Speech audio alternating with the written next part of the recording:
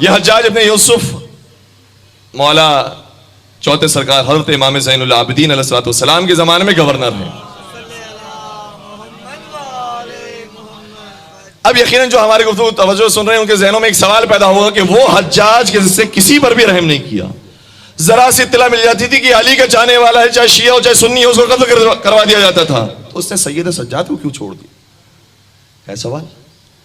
सैयद सज्जाद तो उनकी घर के चश्मो चिराग है, सबसे ज्यादा तबलीग करने वाले करबला के वाक़े की मौला सैयद सज्जाद है, सैयद सज्जाद को कैसे छोड़ दिया? तो अब सुनिएगा, मौला सैयद सज्जाद सही है कि बीमार करबला थे, उन्हें कैदी बनाया गया, लेकिन ये सब अपने इख्तियार से उन्होंने किया था।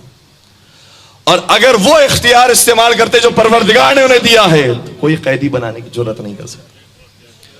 इसीलिए चंद एक मकामात पर मौला सैयद सज्जाद ने अपने इख्तियार को इस्तेमाल किया है, और ये वही अंदाज है कि जो मौला मुत्तकियान का भी था। बहुत सारी चीजों में बर्दाश्त किया, सैयद कौनैन की बेहुरमती की गई, बर्दाश्त किया, लेकिन जब यह बर्दाश्त हद से बाहर निकल गई और कहा कि अब कब्र को नफ्श कब्र की जाएगी, कब्र को खोदा जाएगा, फिर हैदर कर्रार की तलवार बाहर आ गई। अब यहां पर हम अपने इख्तियार का इस्तेमाल करेंगे। तो एक हद तक आइम्मा अलैहिस्सलाम ने मज़ालिम को बर्दाश्त किया, सब्र किया है, और फिर हिदायत ही की वजह से बाज़ मकामात पर अपने इख्तियार को इस्तेमाल किया। हज्जाज इब्न यूसुफ अब्दुल मलिक बिन मरवान को खत लिखता है कि अब्दुल मलिक बिन मरवान, अगर तू चाहता है कि तेरी बादशाहत कायम रहे तो अली इब्न हुसैन को भी तू कत्ल कर दे, और अगर तू ये काम नहीं कर सकता तो मुझे हुक्म दे, मैं करने के लिए तैयार हूं।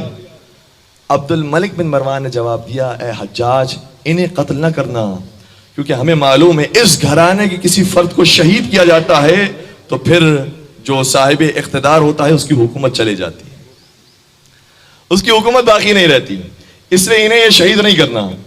यह बात उसने बयान कर दी हज्जाज के सामने, लेकिन मुअर्रिखीन ने लिखा है कि असल वजह कुछ और थी। असल वजह यह थी कि अब्दुल मलिक बिन मरवान ने भी सैयद सज्जाद को मदीना से शाम बुलाया था और कैद में रसन करके बुलाया था, लेकिन एक मंजिल के बाद दूसरी मंजिल के बाद जब तीसरी मंजिल आई तो जो अफराद लेकर जा रहे थे अब्दुल मलिक बिन मरवान के पास, उन्होंने देखा कि जिन जंजीरों में हमने सैयद सज्जाद को जकड़ा था वो जंजीरें तो मौजूद हैं, सैयद सज्जाद मौजूद नहीं। और यहां सैयद सज्जाद ने अपने इख्तियार का फैसला किया और अपने इख्तियार को इस्तेमाल किया। कहते हैं कि अगले ही दिन अब्दुल मलिक बिन मरवान ने उन कारिंदों को कहा कि सैयद सज्जाद को अब शाम न लेकर आना, इन्हें मदीना ही में छोड़ कर आओ। क्यों? इसकी वजह बयान की, और यह जोहरी से बयान की है। का वजह यह है कि सैयद सज्जाद को जब तुम मदीना से शाम लेकर आ रहे थे तो एक दिन ऐसा आया जब सैयद सज्जाद मेरे सामने दरबार में आ गए,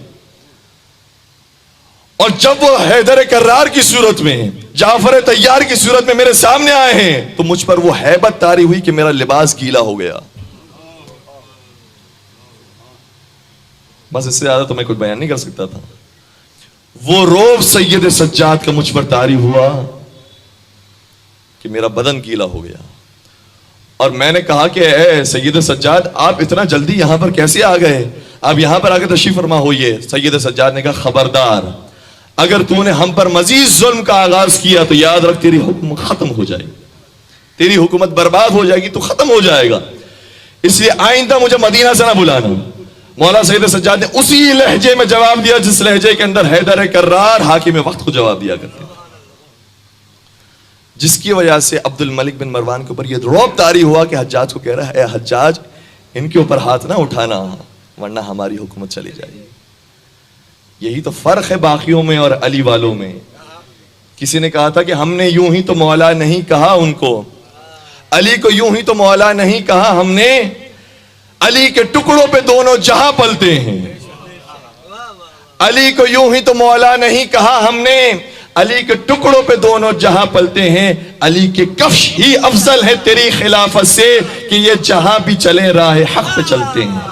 तो हज्जाज जैसा शख्स भी खामोश है मौला सैयद सज्जाद को अगर शहीद नहीं कर रहा, तो उसकी वजह यह है कि मौला ने अपने इख्तियार का इस्तेमाल किया है, इख्तियार का इस्तेमाल किया है। जो लोग कभी कभार एतराज करते हैं कि अली तो शेर खुदा थे, अली तो शाह मर्दा थे, अली तो हर जंग के अंदर सबसे आगे आगे थे, उन्होंने क्यों तलवार नहीं निकाली? तो हर मौके पर ये तलवार नहीं निकालते हैं, जब बात हद से गुजर जाती है तब तलवार खींचते हैं। जिस तरीके से हैदर कर्रार ने नफ्श कब्र हजरत जहरा का जब वक्त आया उस वक्त तलवार खींची, इसी तरीके से जब सैयद सज्जाद को शहीद करने का वक्त आया उस वक्त मौला सैयद सज्जाद ने अपने रूह व जलाल का इजहार फरमाया। तो इनके इजहार के अंदर फर्क है। ये हमारे और आपकी तरह नहीं है। इसलिए मौला सैयद सज्जाद के वाक़ई वो सब्र का पहाड़ थे कि जो कोई और तसव्वुर ही नहीं कर सकता। यानी आम अफराद जब आते थे तो उनकी मदद करना तो ये तो आम बात है, अंबिया कराम भी क्या करते थे, औलिया कराम भी क्या करते थे, ये तो उनके लिए आम बात है। लेकिन कभी कभार ऐसा हुआ कि दुश्मन भी उनके दर पर आया और दरखास्त किए तो उनकी दरखास्त कोई पूरा किया। इसीलिए तो फरजंद ने कहा था, इनकी जबान से हमने कभी ला नहीं सुना, ये कभी किसी को मना नहीं करते, कभी किसी को रद्द नहीं करते हैं। और ये वही मिजाज है जो अली का मिजाज था। अगर उनके दर पर भी कोई मशवरा लेने के लिए आए तो अली उन्हें भी मशवरा देते हैं और वो जबान से एतराफ करते, लौला अली लहलक उमर, अगर अली ना होते तो मैं भी हलाक हो जाता।